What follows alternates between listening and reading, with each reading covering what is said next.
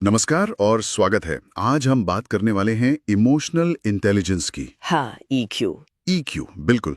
और हम सबने इसके बारे में सुना है। हम जानते हैं कि ये कितना जरूरी है, लेकिन आज सिर्फ इसकी तारीफ नहीं होगी। नहीं। आज हम इसके इंजन को खोल कर देखने वाले हैं। हम उस सवाल की तह तक जाएंगे कि क्यों कुछ बहुत ही तेज दिमाग वाले लोग जिंदगी में अटक जाते हैं और वहीं कुछ औसत समझे जाने वाले लोग कमाल कर जाते हैं। हाँ, बिल्कुल। हम आज सिर्फ क्या पर नहीं बल्कि क्यों और कैसे पर बात करेंगे। अच्छा।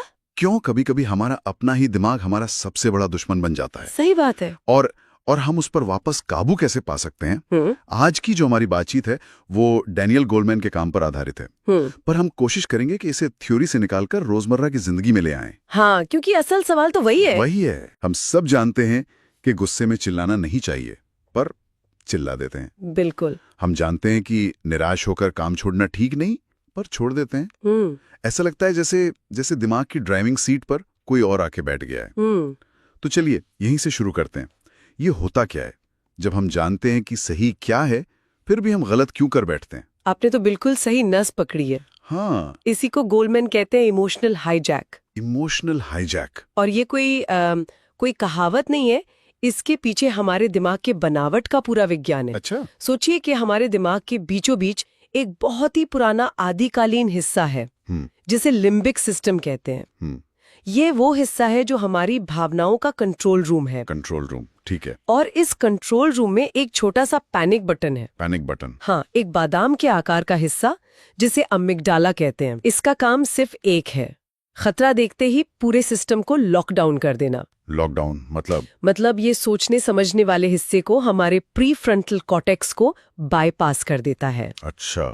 और शरीर को सीधे लड़ो या भागो वाले मोड में डाल देता है। अमिगडाला, हाँ मैंने सुना है इसके बारे में। तो ये दिमाग का वो हिस्सा है जो पहले एक्शन बाद में सोचना वाले मोड में काम करता है। बिल्कुल। जैसे ट्रैफिक में कोई गाड़ी कट मारती है और मुंह से गाली निकलने वाली होती है, वो यही करवाता है। एकदम सटीक उदाहरण। अच्छा। हजारों साल पहले जब हमारे सामने कोई जंगली जानवर आता था तो यही अमिगडाला हमारी जान बचाता था।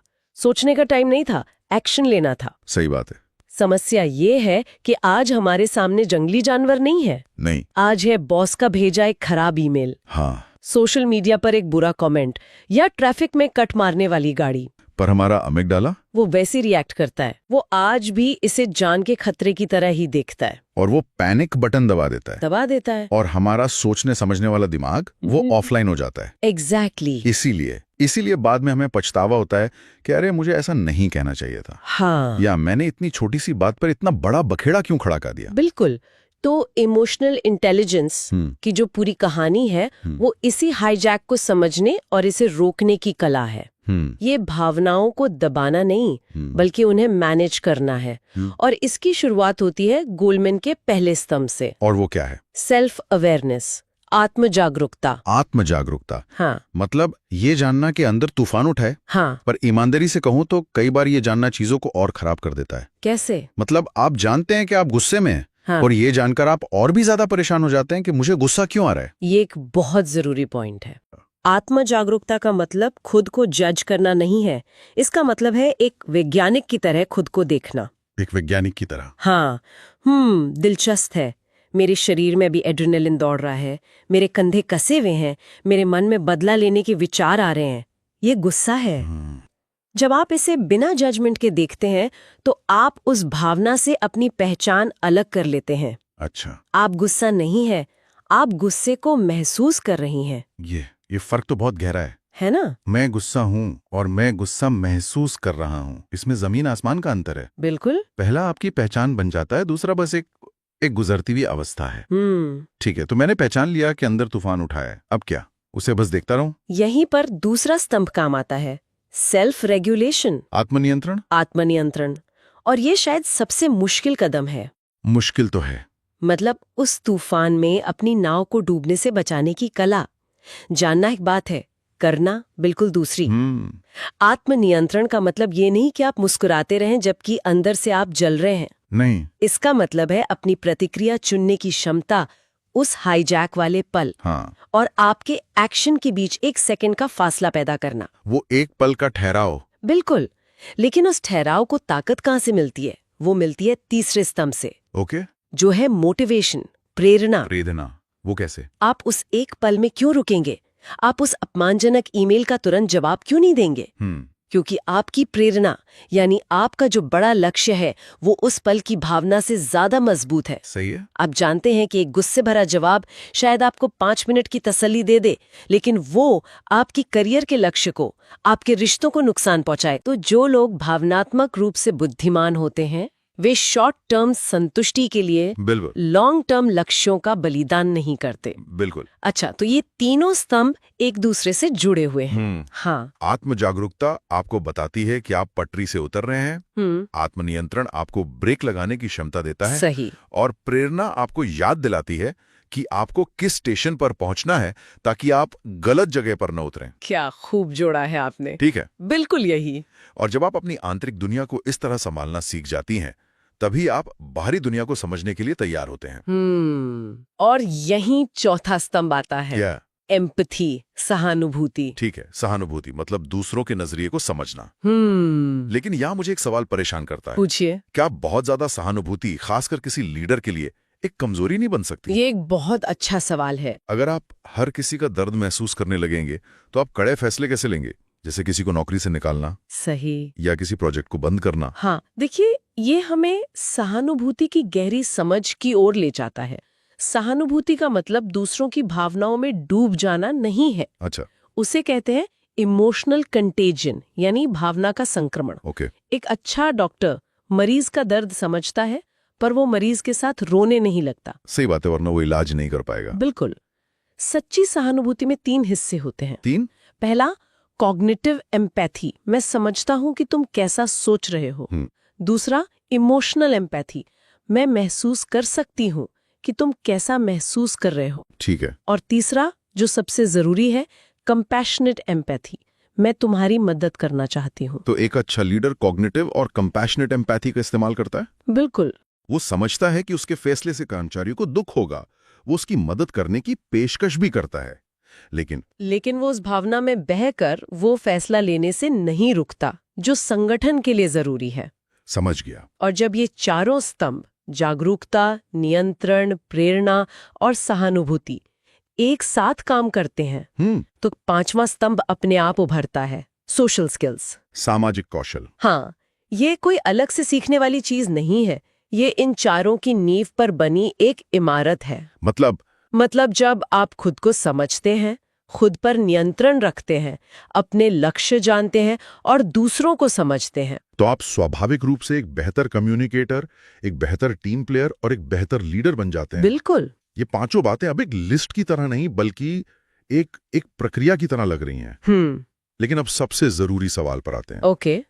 ये सब सुनने में बहुत अच्छा है, पर जब असल में अमिगडाला हाईजैक हो चुका हो, दिल तेजी से धड़क रहा हो, उस वक्त क्या करें? सही। हमें कुछ ठोस तरीकों की जरूरत है, सिर्फ एक गहरी सांस लो से कुछ ज्यादा। सही बात है। तो चलिए एक प्रैक्टिकल टूल किट बनाते हैं। हाँ बिल्कुल। पहला टूल है, इसे नाम दो ताकि तुम इसे काबू कर सको। Name it to tame it. Name it to tame it. जब आप कोई तीव्र भावना महसूस करें तो उसे एक सटीक नाम दे।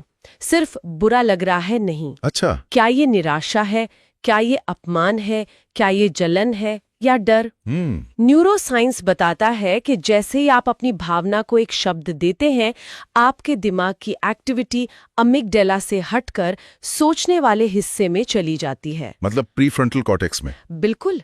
नाम देना ही नियंत्रण की दिशा में पहला कदम है। अच्छा, तो ये सिर्फ कहने की बात नहीं है, ये असल में दिमाग की वायरिंग को बदलता है। हाँ। ठीक है, मैंने नाम दे दिया, मैं अभी बहुत अपमानित महसूस कर रहा हूं। अब अगला कदम क्या है? अगला टूल है, सवाल पूछकर दूरी बनाएं। सवाल पूछकर? हाँ, उस एक पल के ठहराव में खुद से एक सवाल पूछें। क्या? अगले 5 मिनट में जो मैं करने या कहने वाला हूँ, क्या वो मुझे मेरे लक्ष्य के करीब ले जाएगा या दूर? वाह! ये एक सवाल आपको उस भावना के चंगुल से निकालकर एक रणनीतिकार की कुर्सी पर बिठा देता है।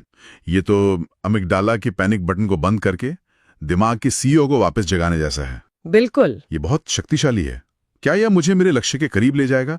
ये एक ही सवाल कई झगड़ों और खराब फैसलों को रोक सकता है। बिल्कुल। कोई और टूल है इस किट में? हाँ, एक थोड़ा एडवांस टूल है जिसे मनोवैज्ञानिक इमोशनल रीअप्रेजल कहते हैं। इमोशनल रीअप्रेजल? इसका मतलब है कहानी को बदलना। हमारा दिमाग हर स्थिति की एक कहानी बनाता है। जैसे मेरे बॉस ने सबके सामने मेरे काम की आलोचना की, वो मुझे नीचा दिखाना चाहता है। ये कहानी है जो गुस्सा और अपमान पैदा करेगी। हाँ, करेगी। रीअप्रेजल का मतलब है क्या कोई और कहानी हो सकती है? जैसे कि शायद मेरा बॉस बहुत ज्यादा दबाव में है। हाँ। और उसे फीडबैक देने का सही तरीका नहीं आता। उसका इरादा मुझे नीचा दिखाना नहीं बल्कि काम को बेहतर बनाना था, भले ही उसका तरीका गलत था। एकदम। जैसे ही आप कहानी बदलते हैं, भावना बदल जाती है। सही बात है। आप अपमानित महसूस करने की जगह शायद थोड़ी सहानुभूति महसूस करें, या कम से कम स्थिति को व्यक्तिगत तौर पर लेना बंद कर दें। मैं आपको अपना बताती हूँ। पिछले हफ्ते ही मैं एक ईमेल पढ़कर इतना भड़क गई थी। अच्छा। कि मैंने जवाब में एक बहुत तीखा ड्राफ्ट लिख दिया। लेकिन फिर मुझे गोल्डमैन की बात याद आई। तो आपने भेजा नहीं? नहीं, मैंने उसे भेजा नहीं, बस 1 घंटे के लिए छोड़ दिया। जब वापस आके पढ़ा तो मुझे खुद पे हंसी आ गई कि मैं क्या करने वाली थी। हाँ, कि मैं कितनी छोटी सी बात पर अपना मानसिक संतुलन खो रही थी।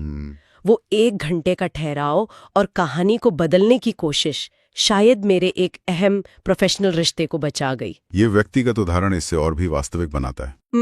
और यही चीज ऑफिस की दुनिया में इतना बड़ा फर्क पैदा करती है। बिल्कुल। मैंने खुद देखा, एक जीनियस कोडर था हमारी टीम में, लेकिन कोई उसके साथ एक कमरे में नहीं रह सकता था। क्यों? वो हर बात को व्यक्तिगत हमले की तरह लेता था। अच्छा। आखिरकार उसे किनारे कर दिया गया।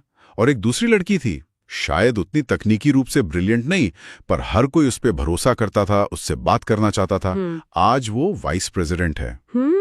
ये ईक्यू की ताकत है। ये बिल्कुल सच है। एक मशहूर कहावत है ना। कौन सी? IQ आपको नौकरी दिलाता है, EQ आपको प्रमोशन दिलाता है। हाँ, सही है। और इसका असर सिर्फ करियर पर ही नहीं, हमारी सेहत पर भी पड़ता है। सेहत पर? हाँ, लगातार गुस्सा, तनाव और चिंता में रहना, ये शरीर में कॉर्टिसोल जैसे स्ट्रेस हार्मोन भर देता है। ये धीरे धीरे शरीर को अंदर से खोखला करता है, हमारी इम्यूनिटी कम करता है और हमें बीमार बनाता है। तो अपने मन पर नियंत्रण रखना सिर्फ सफलता के लिए नहीं, बल्कि सेहतमंद रहने के लिए भी जरूरी है। तो अगर हम आज की इस पूरी बातचीत का सार निकालें तो वो क्या होगा? सार शायद इस एक विचार में है। जीवन में ज्यादातर चीजें हमारे नियंत्रण से बाहर होती हैं। हाँ। दूसरे लोग क्या कहते हैं, हालात कैसे बदलते हैं, ये सब। लेकिन एक चीज है जो हमेशा, हर हाल में हमारे नियंत्रण में होती है, और वो है उन चीजों पर हमारी प्रतिक्रिया। इमोशनल इंटेलिजेंस कमजोर या ज्यादा भावुक होना नहीं है, ये अपने मन का मालिक बनने की कला है। अपने मन का मालिक? ये बाहरी परिस्थितियों का गुलाम बनने की बजाय अपनी आंतरिक स्थिति का नियंत्रण अपने हाथ में लेना है। और ये आज के दौर में शायद हमारी सबसे बड़ी ताकत है। बहुत खूब। ये हमें सिर्फ सफल ही नहीं बल्कि एक बेहतर और ज्यादा शांत इंसान बनाती है। बिल्कुल। जाते जाते मैं श्रोताओं के लिए एक विचार छोड़ना चाहता हूँ। जरूर। हमारी स्रोतों में ये बात बार बार आती है कि जो बच्चे अपनी भावनाओं को पहचानना और शब्दों में बयां करना सीखते हैं, वे बड़े होकर हिंसा की जगह संवाद का रास्ता चुनते हैं। बहुत जरूरी बात है ये। तो सोचने वाली बात यह है कि अगर मन की इस भाषा को समझना इतनी बड़ी शक्ति है, तो हमारे समाज और हमारी शिक्षा प्रणाली में इसे गणित या विज्ञान जितनी प्राथमिकता क्यों नहीं दी जाती? सही सवाल है। हम बच्चों को पाइथागोरस की प्रमेय तो सिखाते हैं, पर गुस्से को संभालने का तरीका क्यों नहीं सिखाते? इस पर विचार किया जा सकता है।